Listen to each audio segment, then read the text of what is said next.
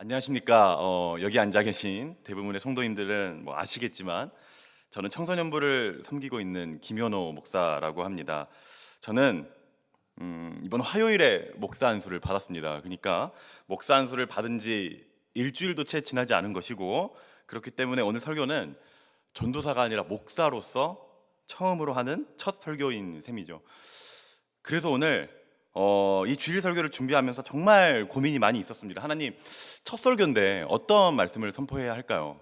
정말로 기도도 많이 됐고 고민을 정말 많이 했습니다. 그러다가 기도하면서 고민을 하다가 결정을 했습니다. 하나님이 저에게 주신 목사로서의 초심, 그러니까 마치 하나님이 저에게 현우야 너는 이런 목사가 됐으면 좋겠다라고 말씀하시는 것 같은 그런 저의 어떤 꿈, 비전을 여러분에게 한번 나눠볼까 합니다. 그런데 이게 의미가 있는 이유는 제 생각에는 동일하게 저한테 그렇게 말씀하셨던 하나님이 여러분들에게도 그런 성도 되기를, 그런 기독교인 되기를 바라실 것 같았기 때문입니다. 오늘 본문은 사실 모르는 사람이 진짜 거의 없는 너무너무 유명한 말씀이죠. 예수님이 너희는 세상의 빛이라 말씀하시는 본문입니다. 그런데 여러분, 이건 일종의 비유잖아요. 우리를 빛에 비유하고 있는 거니까요. 그런데 우리가 비유를 읽을 때 좀 집중해서 유의해서 봐야 할 게 딱 두 가지 있습니다. 우선 첫째, 왜 그 비유를 드는지, 그 목적이 있겠죠, 비유에. 그다음에 두 번째, 왜 하필 다른 단어가 아니라 그 단어에 빗대는지, 쉽게 말해서 그 단어와 우리가 어떤 속성이 똑같길래 하필 다른 게 아니라 딱 거기에 비유를 빗대어서 드시는지, 이 두 가지를 주의하면서 읽어야 합니다. 예를 좀 들어보겠습니다. 제가 예전에 사역하던 학교에서 그 학생 대표를 뽑아야 할 일이 있었습니다. 그래서 이제 선생님들 몇 분이랑 저랑 같이 막 회의를 하는데 어떤 선생님 한 분이 학생 한 명을 추천을 했어요. 그런데 이제 땡땡이가 좋겠다고 이야기를 하시는데 옆에 있던 다른 선생님이 그런데 그 친구 다 좋은데 멘탈이 유리잔이라고, 멘탈, 쉽게 말해서 정신력이, 마음가짐이 유리잔이라고 말씀하시는 거예요. 자, 이것도 일종의 비유죠. 자, 똑같이 적용을 한번 해보겠습니다. 첫째로, 왜 이 선생님은 그 친구를 유리잔에 비유했나요? 목적이 분명하죠. 그 선생님은 한 번도 문장을 직접적으로 뱉으신 적은 없어요. 하지만 그 선생님의 목적은 그 친구 뽑으면 안 된다는 거죠. 목적이 분명합니다. 그 다음에 왜 그 선생님은 그 친구의 정신력, 멘탈을 하필 유리잔에 비유했나요? 어떤 속성이 똑같길래? 외부에서 조금만 충격이 와도 금방 깨지고 와르르 무너진다라는 속성이 똑같기 때문에 유리잔에 비유한 거죠. 마찬가지로 오늘 우리를 빛에 비유한 이 예수님의 말씀도 좀 이런 측면을 고려해서 보면 좀 더 말씀이 풍성히 다가올 것 같습니다. 우선 첫 번째, 예수님이 이 비유를 말씀하신 목적을 같이 한번 살펴보시죠. 본문이 14절부터 16절인데 반대로 마지막 절인 16절부터 한번 살펴보도록 하겠습니다. 이같이 너희 빛이 사람 앞에 비치게 하여 그들로 너희 착한 행실을 보고 하늘에 계신 너희 아버지께 영광을 돌리게 하라. 예수님이 우리를 빛에 비유하는 이 말씀을 하신 목적이 무엇인지 발견 혹시 하셨나요? 자, 약간 성경 퀴즈 대회 골든벨이라 생각하시고 속으로 한번 대답을 한번 해보시죠. 제가 한번 문제를 내보겠습니다. 다음 네 가지 중 예수님이 이 비유를 하신 목적이 무엇일까요? 첫째, 기도 열심히 하라고, 중요하잖아요. 두 번째, 성경 열심히 읽으라고. 세 번째, 예배 소중히 여기라고. 네 번째, 착하게 살라고. 네, 답이 4번. 너무 분명히 그대로 그 단어대로 나와 있죠. 기도하고 성경 읽고 예배 소중히 여기는 거 정말 다 너무 중요한데요, 이 본문에서는 그 말씀하는 게 아니라 이 본문만큼은 착하게 살라고, 착한 행실에 대한 이야기를 하시는 거예요. 이걸 정말 명심하셔야 됩니다. 이게 머릿속에 딱 들어와 있는 채로 이 말씀을 읽기 시작해야 합니다. 이 말씀의 목적은 착한 행실에 대한 이야기입니다. 자, 다시 16절을 한번 살펴볼게요. 이같이 너희 빛이 사람 앞에 비치게 하여 그들로 너희 착한 행실을 보고 하늘에 계신 너희 아버지께 영광을 돌리게 하라. 우리 빛이 사람 앞에 비치면, 다른 말로 하면 우리가 착하게 착한 행실을 하면 그걸 사람들이 보고 아버지 하나님께 영광을 돌린대요. 여러분, 지금 이 본문에서 하나님 아버지께 영광을 돌리는 건 빛인 저희인가요? 아니면 그 빛을 보고 있는 사람들인가요?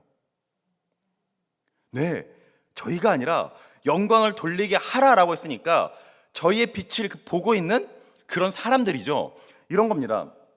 우리가 진짜 기독교인답게, 정말 크리스천답게 살면, 착한 행실을 하면 세상 사람들이 그걸 보고 와, 진짜 교회에 뭐가 있긴 있나 보다, 와, 진짜 능력이 있긴 있나 보다, 이렇게 세상 사람들이 하나님께 영광을 돌린다는 거예요.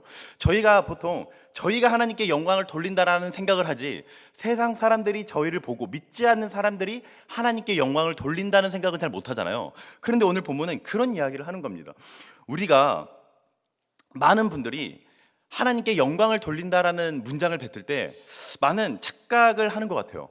무언가를 막 이뤄내서, 대단한 걸 이뤄서 막 TV 프로나 큰 강연 같은 데 가가지고 막 이렇게 간증을 하면 사람들이, 성도님들이 그걸 보면서 하나님이 얼마나 영광을 받으실까, 그런 말씀들 많이 하세요.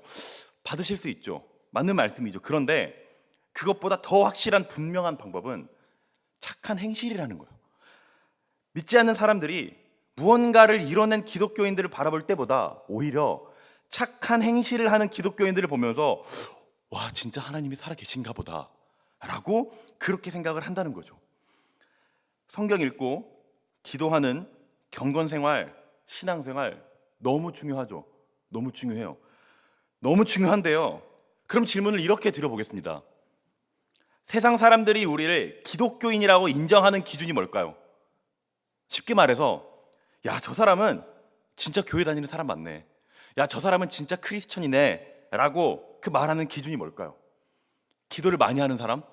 성경을 막 줄줄 외우는 사람? 정말 훌륭하지만 사람들이 우리를 예수님의 제자인지 아닌지 평가하는 기준은 아닙니다. 그 기준은 요한복음 13장 34절에서 35절에 이렇게 나와 있어요. 새 계명을 너희에게 주노니 서로 사랑하라. 내가 너희를 사랑한 것 같이 너희도 서로 사랑하라. 너희가 서로 사랑하면 이로써 모든 사람이 너희가 내 제자인 줄 알리라. 예수님이 말씀하세요. 너희가 사랑할 때 딱 그때 비로소 사람들이 너희가 내 제자라고 알아줄 거래요. 네, 모든 사람들이 우리를, 아, 저분은 성도네, 저로 치면 야, 저 사람은 진짜 목사네, 진짜 교회 다니는 사람이네 라고 말하는 기준, 그 기준은 사랑, 착한 행실이라는 거예요. 그래서 요한일서 4장 20절에서 21절 말씀은 이렇게 말씀합니다. 누구든지 하나님을 사랑하노라 하고 그 형제를 미워하면 이는 거짓말하는 자니, 보는 바 그 형제를 사랑하지 아니하는 자는 보지 못하는 바 하나님을 사랑할 수 없느니라. 우리가 이 계명을 주께 받았나니 하나님을 사랑하는 자는 또한 그 형제를 사랑할지니라. 정말 어떻게 보면 두려운 말씀이에요. 그렇죠? 무거운 말씀입니다. 하나님 사랑합니다 고백하면서 형제를 미워하면 거짓말하는 사람이래요. 저희가 막 찬양을 하고 하나님 사랑합니다 찬양을 하고 막 눈물 흘리며 기도를 하고 나아가서 옆에 있는 형제를 미워하면 아까 우리가 했던 그 고백이 거짓말이래요. 정말 무거운 말씀이죠. 그래서 우리가 흔히 하나님 사랑, 이웃 사랑 말하잖아요. 그런데 이런 겁니다. 여러분, 이웃을 사랑하는 사람이라고 해서 모두 하나님을 사랑하는 사람은 아닙니다. 그렇죠? 하나님을 몰라도, 교회를 안 다녀도, 신앙이 없어도 이웃 사랑하는 사람들 세상에 많이 있잖아요. 교회 안 다녀도 정말 누가 봐도 착한 행실을 하는 사람들 많이 있잖아요. 그럴 수 있어요. 그런데 반대로 하나님을 사랑한다라고 말하면서 이웃을 사랑하지 않는다, 사람을 사랑하지 않는다? 거짓말쟁이래요. 그럴 수가 없대요. 하나님을 사랑하지 않으면서 이웃을 사랑할 수는 있지만 하나님을 사랑하면서 이웃을 사랑하는 사람은 이 세상에 없다라는 말씀입니다. 무거운 말씀이죠. 다시 본문으로 돌아가 보겠습니다. 예수님은 이 비유를 말씀하신 그 목적 분명했습니다. 사람들 앞에서 제발 착하게 살아라. 자, 비유에서 중요한 게 두 가지라고 말씀드렸는데 첫 번째 그 목적은 분명해졌어요. 그렇죠? 자, 그럼 두 번째로 왜 예수님이 이 말씀을 하시면서, 이 목적을 말씀하시면서 다른 그 어떤 단어도 아니고 하필 우리를 빛에다가 비유하셨을까요? 우선 본문 14절 말씀을 한번 살펴보겠습니다. 너희는 세상의 빛이라 산 위에 있는 동네가 숨겨지지 못할 것이요. 우선 예수님의 좀 독특한 표현인데요, 이 표현을 좀 주목해 볼 필요가 있습니다. 예수님이 세상의 빛처럼 살아라 라고 하셨나요? 아니면 그냥 빛이라 라고 하셨나요? 빛이라 라고 하셨죠. 만약 얘들아 좀 바라기는 너희가 빛처럼 살았으면 좋겠다 라고 하셨다면 이건 방향성에 대한 이야기입니다. 그렇죠. 그런데 예수님은 그냥 빛이라 라고 하셨어요. 이건 정체성에 대한 이야기입니다. 방향성과 정체성은 정말 확연히 달라요. 많은 부분에서 다른데 가장 치명적으로, 확연히, 결정적으로 차이가 나는 부분은 방향성과 다르게 정체성은 숨기고 싶어도 숨길 수가 없다는 겁니다. 몇 년 전에 제가 태국 방콕에 간 적이 있습니다. 여기 방콕 가신 분들이 몇 분 있을지 모르겠는데 선교하러 지금은 나간 친한 선교사죠. 목사님이자 선교사님인데 그 신대원 때 만났던 친한 형이랑 이제 둘이 놀러 갔습니다. 근데 방콕에 까오산 로드라고 유명한 여행객 거리가 있어요. 진짜 사람이 많거든요. 근데 이게 북적북적대는 그 거리를 그 형이랑 막 같이 이렇게 부비적거리면서 걸어가고 있는데 뒤에서 누가 형님 막 이러는 거예요. 그래서 놀라가지고 쳐다봤는데 누가 봐도 태국 현지인 남자분이 저한테 막 형님 이러면서 제 팔목을 잡는 거예요. 그래서 너무 놀라가지고 좀 이렇게 얼떨떨 하잖아요. 그래서 이게 뭔 일이지 하고 이렇게 멍하니 보고 있는데 그분이 진짜 어눌한 말이 아니라 청산유수처럼 정말 또박또박 좋은 발음으로 저한테 형님 이 집 기가 막히게 잘한다고 한 번만 와보라고. 그냥 정확히 이렇게 말씀하셨어요. 속는 셈 치고 남 믿고 한번 여기 왔다 가보라고. 쉽게 말해서 호객을 하시는 분인데 언어의 천재신지 너무 그 말투가 한국인 같으신 거예요. 그래서 근데 저 갈 데가 있다고 죄송하다고 그냥 이렇게 꾸벅 인사하고 나왔는데 너무 신기하잖아요. 그래서 이렇게 좀 지켜봤는데 그분을 더 놀라운 게 제 뒤에 중국인 관광객들이 있었거든요. 근데 저 멀리서 걸어오는데 저 멀리서 가까이가 아니라 저 멀리서 걸어오는데 벌써 중국말로 걸어가면서 외치면서 가는 거예요. 그래서 제가 와 저분 대박이다 이러면서 계속 지켜보고 있는데 그 뒤에 일본인 커플이 있었거든요. 근데 또 그 일본인 커플이 걸어오는데 저 멀리서부터 막 스미마생 막 이러면서 걸어가는 거예요. 그래서 제가 와 저분 뭐지? 이러면서 좀 먼 발치에서 한 3분 5분 지켜봤어요. 그런데 더 대박인 게 서양인들이 걸어와도 어떤 분한테는 영어로, 어떤 분한테는 프랑스어로, 어떤 분한테는 독일어로 말을 거는 거예요. 그러니까 막 긴 이 대화는 아니어도 저 멀리서 막 그렇게 말을 걸고 호객을 하시는 거예요. 제가 처음에는 와 진짜 언어의 천재다. 아니 이런 고수가 이렇게 은둔해 있나? 라는 생각으로 신기했는데 제가 더 신기했던 건 어떻게 먼 발치부터 그 사람이 어느 나라 사람인지를 알아맞추냐는 거였어요. 특히 우리 동아시아 사람들은 일본인, 한국인, 중국인 다 비슷하게 생겼잖아요. 근데 그분은 저 멀리서 봐도 무슨 국기가 달려있는 것도 아닌데 그 나라 말로 말을 건다는 거죠. 제가 신기해서 그 같이 간 형한테 물어봤어요. 어떻게 이게 가능하냐고. 왜냐면 그 형은 태국에 오래 살았어서 그 카오산 로드를 잘 아는 형이었거든요. 그랬더니 그 형이 딱 이렇게 얘기하는 거예요. 카오산 로드 상인이 한 경력 5년만 돼도 저 먼 발치에서 딱 사람이 걸어오면 그 옷 입는 스타일, 헤어스타일, 그 묘한 표정, 말하는 제스처, 그 입모양 이런 그 아우라만 봐도 딱 저 사람이 어느 나라 사람인지를 알아맞힌다는 거예요. 제가 딱 그 말을 듣고 생각해 봤어요.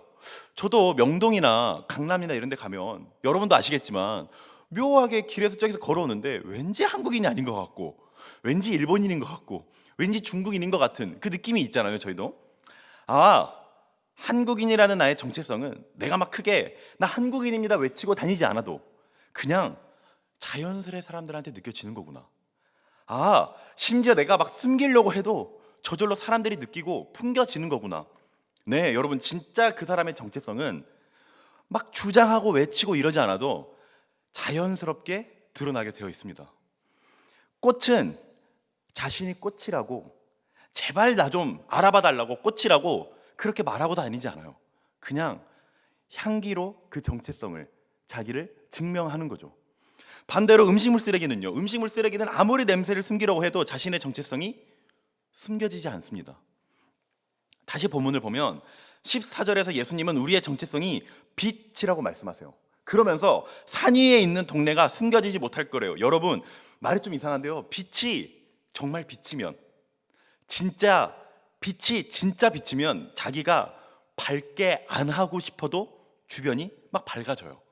내가 빛이라고 막 설득하고 나 빛이니까 제발 나 빛인 거 좀 믿어달라고 주장 안 해도 그냥 사람들이 딱 보면 빛인 걸 알아요. 심지어 내가 빛이잖아요. 빛인데 저 산 위에 있는 마을은 안 비추고 싶은 거예요. 저기만 비추고 싶은 거예요. 그래서 막 여기는 안 비추고 싶어서 여기만 밝게 하고 싶어도 저절로 산 위에 있는 동네가 숨겨지지 못해요. 왜요? 당연하죠. 나의 정체성이 비치면 주변이 필연적으로 밝아질 수밖에 없으니까요. 그래서 정말로 저를 포함해서 저희 모두가 이 말씀 앞에서 이런 질문을 좀 던져봤으면 좋겠어요. 나는 사람들이 한눈에 알아보는 빛이네 라고 하는 그런 빛인지, 아니면 내가 빛이라고 설득하고 주장하고 다니는 빛인지, 지나가기만 해도 한국인인 걸 한눈에 알아보는 것처럼 우리의 모습을 보고 사람들이 저 사람은 진짜 교회 다니는 사람 맞네, 저 사람은 진짜 예수 제자 맞네 라고 하는 그런 사람인지 스스로에게 한번 질문을 좀 해봤으면 좋겠습니다. 이어서 15절 살펴보겠습니다. 사람이 등불을 켜서 말 아래에 두지 아니하고 등경 위에 두나니 이러므로 집안 모든 사람에게 비치느니라. 우선 여기에 말이라는 단어가 나오잖아요. 의외로 많은 성도님들이 이 단어를 착각하시더라고요. 이게 번역이 좀 헷갈리게 되어 있긴 한데, 여러분, 이 말이 어떤 말일까요? 지금 제가 하고 있는 이 말일까요? 이 말, 단어 말? 아니겠죠. 그럼 그 히히힝 하는 그 말일까요? 많은 분들이 그 말이라고 생각하시더라고요. 아닙니다. 그 말이 아니에요. 아시는 분이 있을지 모르겠는데, 저희 그 곡식 담을 때 한 돼, 한 말 이야기 하잖아요. 그렇죠? 나무로 된, 한 돼, 한 말 할 때 그 말입니다. 그 말. 나무로 된 그 큰 통 있잖아요. 원통. 그 말입니다. 그러니까 이 본문은 이런 말이죠. 여러분이 한번 등불을 켰다고 한번 상상을 해 보세요. 그런데 기껏 힘들게 등불을 켜놓고 그 곡식 담는 그 말통을 엎어서 그 등불을 덮는 겁니다. 자, 그러면 등불은 지금 빛을 내고 있나요? 안 내고 있나요? 정확히 말하면, 아주 정확히 말하면 빛을 내고는 있죠. 빛을 내고 있어요. 그런데 아무 의미 없는 빛을 내고 있는 거죠. 좀 약간 좀 극단적인 표현으로 얘기하면 좀 쓰잘데기 없는 빛을 내고 있는 거죠. 왜요? 빛은 내고 있는데 방 안에 있는 사람들은 어둡잖아요. 말통으로 덮어버렸으니까요. 여기서 빛의 중요한 속성이 또 하나 드러납니다. 뭐냐? 빛은 노출될 때, 즉 보여질 때 비로소 의미가 있다는 거예요. 아무리 밝은 빛이어도 통 안에 가둬놓으면 의미가 없다는 겁니다. 마가복음 9장에는 그 유명한 변화산 사건이 기록되어 있습니다. 여러분도 다 아시는, 예수님이 베드로, 야고보, 요한 세 제자를 데리고 산에 올라가시죠. 거기에서 형체가 변하시는데 정말 광채가 날 정도로 아주 하얗게 변하세요. 근데 그 모습을 보던 베드로가 너무 황홀해서 이렇게 말하죠. 예수님, 딱 좋습니다. 지금 너무너무 좋아요. 제발 저한테 말씀하시면 제가 초막셋을 만들어서 하나는 예수님, 하나는 저기에 있는 모세, 하나는 저기에 있는 엘리야한테 바칠 테니 내려가지 말고 여기에 좀 당분간 좀 기거했으면 좋겠습니다. 이렇게 청을 말씀드리죠. 그랬더니 예수님이 무색할 정도로 단칼에 거절하시죠. 그리고는 얼마 안 있어서 바로 산에서 내려오세요. 왜요? 당연하죠. 만약 빛이신 예수님, 또 그 예수님을 따라 빛으로 부름받은 베드로, 야고보, 요한이 산에만 있으면요, 말 아래에 덮어둔 빛이 되는 거니까요. 그건 의미 없는 빛이 되는 거니까요. 그래서 산 밑으로, 세상으로 나가신 거죠. 그런데 오늘 말씀에서 예수님은 우리도 빛이라고 말씀하세요. 그렇다면 저와 여러분도 마찬가지이죠. 만약 우리가 신앙생활 열심히 하고 교회에서 훌륭하게 경건하게 생활을 해서 너무 좋은 빛이 되었는데 우리끼리 모인다면, 교회에만 있다면, 세상을 등진다면 말 아래에 놓인 등불이 되는 겁니다. 예수님은 15절 말씀을 통해 우리한테 간곡하게 말씀하세요. 훌륭한 빛으로 너를 불렀는데 왜 말 아래에만 있으려 하고 왜 변화산 위에만 머물려고 하니? 사랑하는 성도 여러분, 부디 저희의 시선이, 저희의 관심이 세상을 등지지 않았으면 좋겠습니다.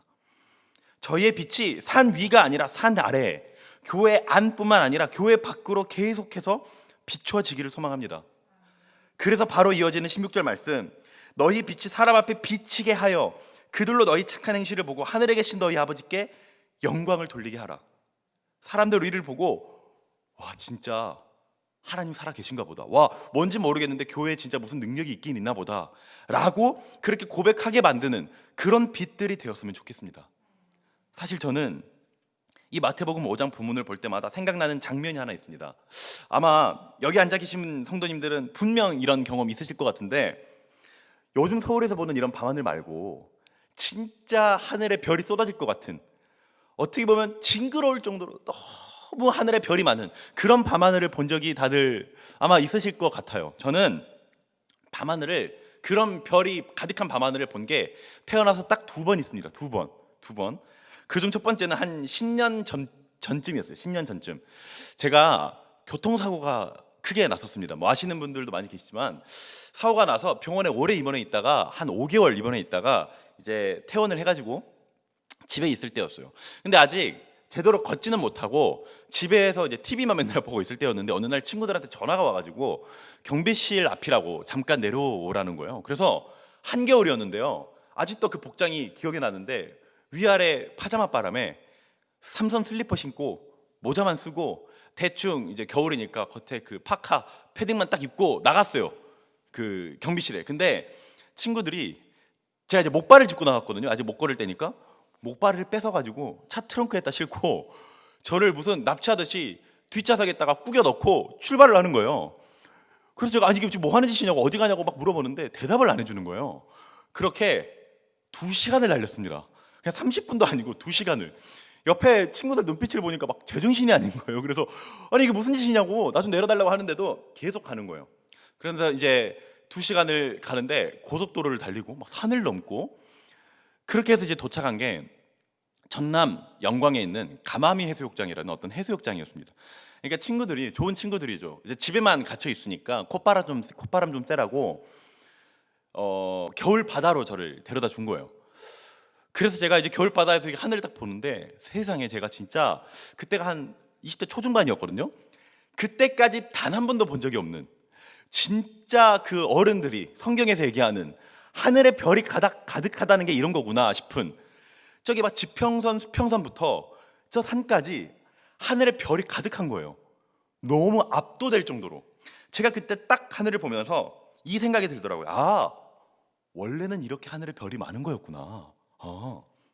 전날 이후로 제가 밤하늘에 하늘에 별이 가득하다라고 느낀 게 딱 이제 한 번 더 있는데, 바로 작년 겨울, 여러분도 아시는 저희 청년부와 청소년부가 연합으로 떠난 필리핀 비전 트립 때였습니다. 필리핀.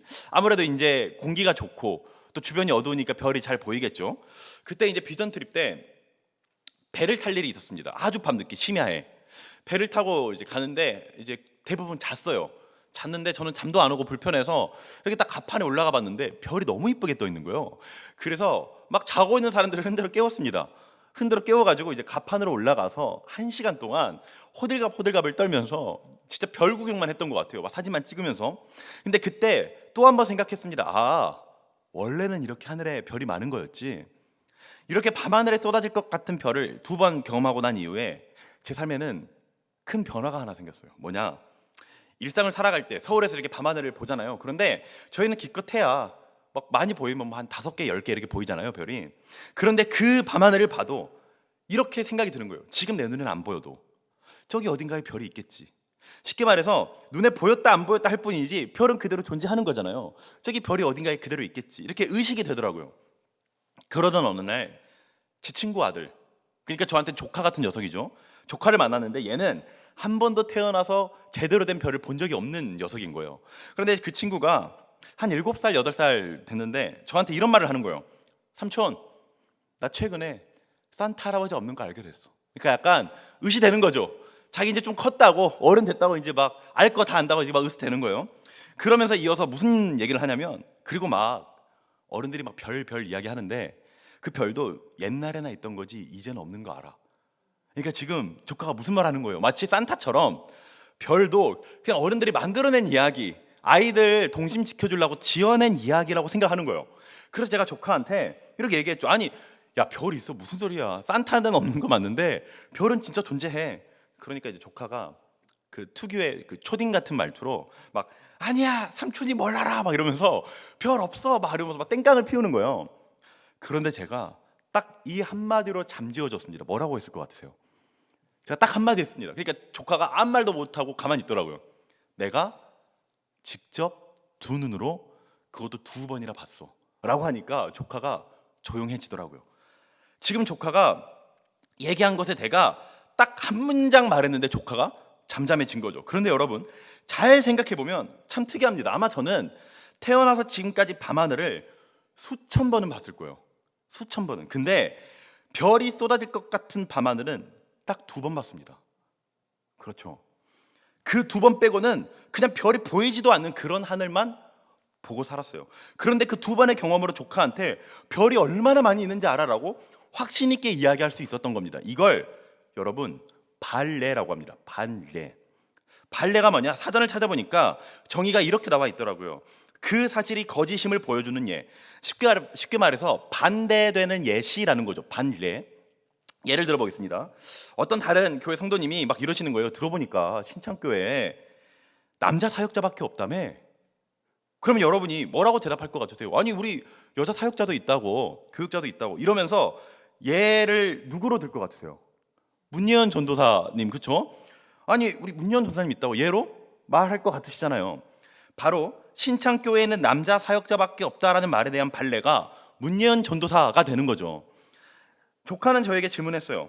별이라는 건 사실 없는 거 아니야? 제가 제시했던 발레는 2번의 밤하늘이었죠. 사랑하는 신창교회 성도 여러분, 제가 설교 첫 부분에서 오늘 설교에서 나눌 내용은 저의 목사로서의 초심, 그리고 부디 이랬으면 좋겠다라는 저의 목사로서의 꿈이라고 말씀을 드렸죠. 그런데 이 꿈, 이 초심, 이 비전을 사실 오늘 말씀을 읽다가 발견했어요. 저의 비전, 이 꿈을 한마디로 표현하면 발레가 되는 거예요. 가능할지도 모르겠고 제 힘으로 가능한 것도 아니지만 정말 만약에 먼 훗날 몇십 년 뒤에 제가 그런 목사로 남게 되면 너무 행복할 것 같은 거예요. 이게 무슨 소리냐? 마치 제가 단 2번 본 그 밤하늘의 별 때문에 하늘엔 별이 있다라는 사실을 확신할 수 있게 됐던 것처럼 세상 사람들이 야 요즘 목사들 완전 별로지 않냐? 진짜 맨날 뉴스 보면 사건 사고나 일으키고 내 주변에 정말 제대로 된 목사를 본 적이 없어라고 말할 때 누군가 아니 내 주변에 김현호 목사라고 있는데 그 사람은 그렇지 않던데? 라고 말할 수 있는 누군가 야 기독교 말로만 사랑하지 진짜 사랑하고 헌신하는 목사 없더라 라고 말할 때 먼 훗날 저와 함께 있는 그때의 교회 성도님이 아니 우리 목사님은 진짜 사랑하던데 라고 당당히 발레로 제시할 수 있는 그런 목사가 될 수 있다면 정말 너무 행복할 것 같은 거예요. 저는 똑같은 도전을 여러분에게도 드리고 싶어요. 여러분, 기독교가 욕을 먹고 교회가 손가락질을 당하는 시대입니다. 어떨 땐 그 비난이 억울할 때도 있지만 사실 많은 부분에서는 저희 잘못인 경우가 많아요. 사람들에게 착한 행실을 보여주지도 않고 그런데 나 빛이라고 주장만 하고 설득만 하고 심지어 어떨 땐 그 빛마저 세상한테 보여주는 게 아니라 그냥 말 아래만 둘 때가 많았으니까요. 그래서 세상 사람들이 막 기독교 욕을 하고 교회 욕을 할 때 그때 누군가 발레로 제시할 만한 여러분들이 되셨으면 좋겠습니다. 사람들이 막 기독교인 욕을 하는데 아니 우리 부서 팀장님 교회 다니시는데 그분은 안 그러던데? 아니 저기 옆 가게 사장님 신창교회 다니시는데 아니 그분은 진짜 크리스천답게 사시던데? 야 나도 기독교인 다 그러는 줄 알았어. 그런데 안 그러는 사람 있더라고 라고 이렇게 성도 여러분들이 이 시대에 발레들이 되어주셨으면 좋겠습니다. 만약 여러분들이 그런 발레가 되어주신다면 그 사람들이 기독교에 대해서 기독교인에 대해서 수천 번의 오해가 쌓였다 해도 그 수천 번의 부정적인 마음이 쌓였다 해도 그 2번의 밤하늘을 목격했던 저처럼 확신하게 될 거예요. 아 원래 하늘엔 별이 있는 거였구나. 아 원래 기독교라는 게 이런 거구나. 그러면서 오늘 말씀처럼 아버지 하나님께 영광을 돌리겠죠. 진짜 어떤 존재가 살아 계시는구나 라고. 말씀을 마무리하기 전에 마지막으로 여러분도 너무 잘 아는 성경 인물 삭개오의 인생만 잠시 들여다볼까 합니다. 삭개오, 당시 사람들에게 손가락질 받던 세리, 그것도 세리장을 하고 있던 삭개오.